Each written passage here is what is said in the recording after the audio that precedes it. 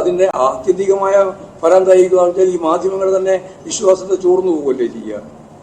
വെറും കളവ് പറഞ്ഞ് പ്രചരണം നടത്തിയാൽ എന്താ പറഞ്ഞത്?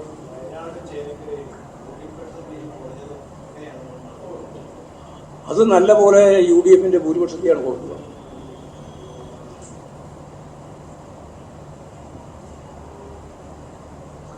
UDF അവിടെ ജയിക്കാൻ സാധ്യതയുള്ളതാണല്ലോ നമ്മൾ കണക്കാക്കുന്നത്.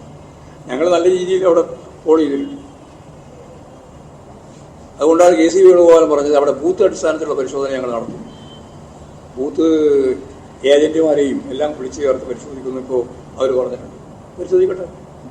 എന്തുകൊണ്ടാണ് ഈ ഒരു സ്ഥിതി ഉണ്ടാവാതിരുന്നത് എന്ന് പറഞ്ഞാൽ അവർ 5 ലക്ഷത്തിലധികം വോട്ടിൻ്റെ ഭൂരിപക്ഷം ലഭിക്കുന്നതാണ് അവർ പറഞ്ഞിരുന്നത്. ഇപ്പോൾ നിങ്ങളാരും അതിനെപ്പറ്റി മിണ്ടുന്നില്ല. 5 ലക്ഷത്തിലധികം വോട്ടിൻ്റെ ഭൂരിപക്ഷത്തിന് കഴിഞ്ഞ പ്രാവശ്യം രാഹുൽ ഗാന്ധിക്ക് കിട്ടിയതിനേക്കാൾ വലിയ ഭൂരിപക്ഷത്തിന് ജയിക്കും എന്ന് പറഞ്ഞവർക്ക് ആ വോട്ടിനെ കിട്ടുന്നില്ല. എത്രയാണോ ഭൂരിപക്ഷം കിട്ടുമെന്ന് പറഞ്ഞത് ആ വോട്ടിനെ അവർക്ക് ലഭിക്കുന്നില്ല. അതാണ് ഇപ്പോൾ ചിത്രം. ആത്മഹത്യ കിട്ടും നേരത്തെ പറഞ്ഞ അവസാനം. അതിൽ അന്തരീക്ഷത്തിൽ കൊടുക്കും കുറച്ചും കൂടി ദിവസം. അത് എങ്ങനെ എല്ലാം പരിശോധിച്ച് വരുമ്പോൾ എല്ലാം വൃത്തിയായിട്ട് വരട്ടെ. നമുക്ക് ആ കാര്യം കണ്ട.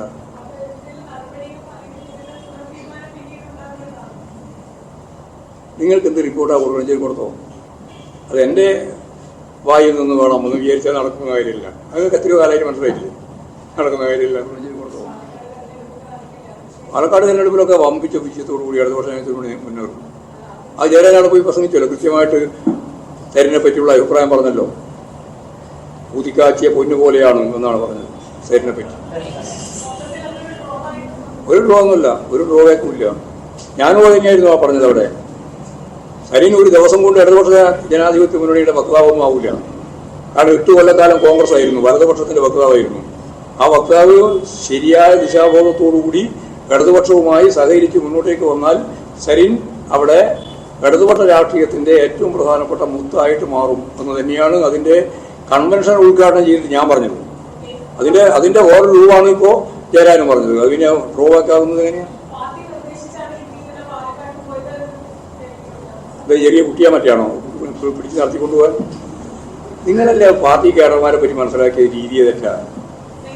നിങ്ങൾക്കൊന്നും ഈ അനുഭവമില്ല. വെറുതെ വർദ്ധനം വേണ്ടുന്ന കാര്യം. 10, 50, 60 വർഷക്കാലം കമ്മ്യൂണിസ്റ്റ് പാരമ്പര്യമുള്ള VPA പോലുള്ള ആളുകളെ കൈപിടിച്ചിട്ടിങ്ങനെ നീയാളെ പോയി പ്രസംഗിക്കുന്നു, ഈകളെ പോയി ഇന്ന് പറയുന്ന അങ്ങനെ ഇരിക്കുന്നത്. അതാണ് ഞാൻ പറഞ്ഞത്. നിങ്ങളെല്ലാം ഈ വാർത്താ ശൃംഖലയിൽ ഇടപെട്ട് പ്രവർത്തിക്കുമ്പോൾ നിങ്ങൾക്കൊരു ഗൗരവം വേണം കേട്ടോ.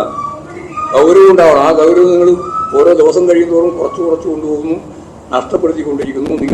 നിങ്ങളുടെ വിശ്വാസത്തെ തന്നെ ചോദ്യം ചെയ്യുന്ന രീതിയിലേക്ക് എത്തുന്നു എന്നുള്ളതാണ് നമ്മൾ കണ്ടുകൊണ്ടിരിക്കുന്ന ഒരു ചിത്രം. അത് ഞാൻ നമ്മളോട് സൗഹൃദത്തിന്റെ ഭാഗമായിട്ട് തുറന്നു പറഞ്ഞു മാത്രമേ ഉള്ളൂ. എല്ലാവരും തുറന്നു പറയേണ്ട കാര്യമില്ല. ഞാൻ തുറന്നു പറയാം നിങ്ങളോട്.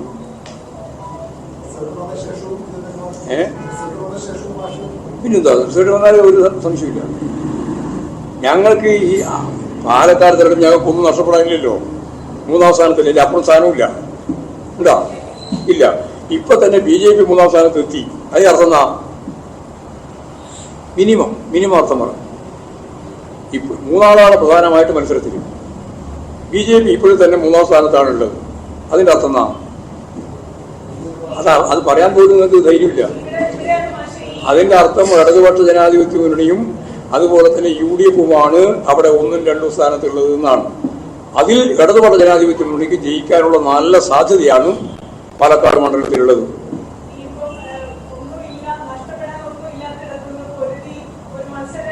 നല്ല പൊരുതി മത്സരരംഗത്ത് മാത്രമല്ല,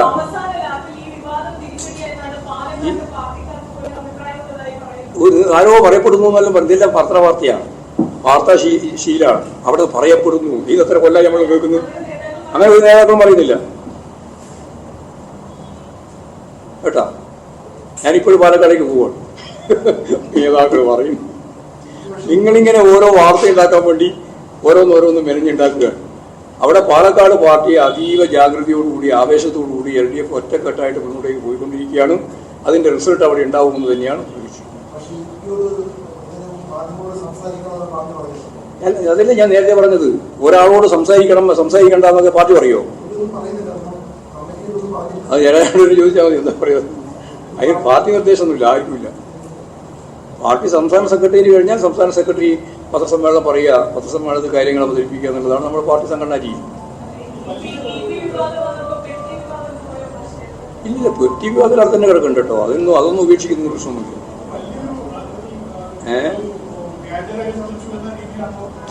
വലിയ രീതിയിലാണ് നടക്കണല്ലോ. പോലീസിന്റെ ഭാഗത്തല്ലേ നടക്കേണ്ടത്. ഡി ജി പിക്ക് കൊടുത്ത പെറ്റീഷൻ അടിസ്ഥാനപ്പെടുത്തിയിട്ട് പോലീസ് ആ അന്വേഷണം നടത്തിയതിന്റെ പോണം. പിന്നെന്താ അന്വേഷണം നടത്തുന്നത്? നിങ്ങൾ എപ്പോ നടന്നില്ല പറഞ്ഞേ?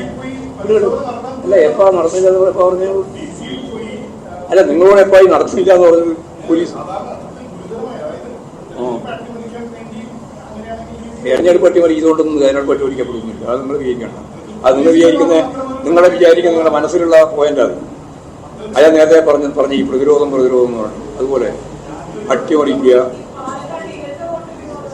ഇരട്ട വോട്ടുണ്ട്. അവിടെ BJPക്കും കോൺഗ്രസിനും ജയിക്കാൻ സാധിക്കുമെന്ന് വിചാരിച്ചിട്ട് അവര് ഇല്ലാത്ത വീട്ടില്, ഏതെങ്കിലും വീട്ടില് വിവിധ മേഖലയിൽ നിന്ന് നൂറുകണക്കിന് ആളുകളെ വോട്ട് ചേർത്തിട്ടുണ്ട്. അതിപ്പോ കണ്ടുപിടിച്ചുകൊണ്ടിരിക്കുകയാണ്. അത് കോൺഗ്രസും ഉണ്ട്, BJP ഉണ്ട്.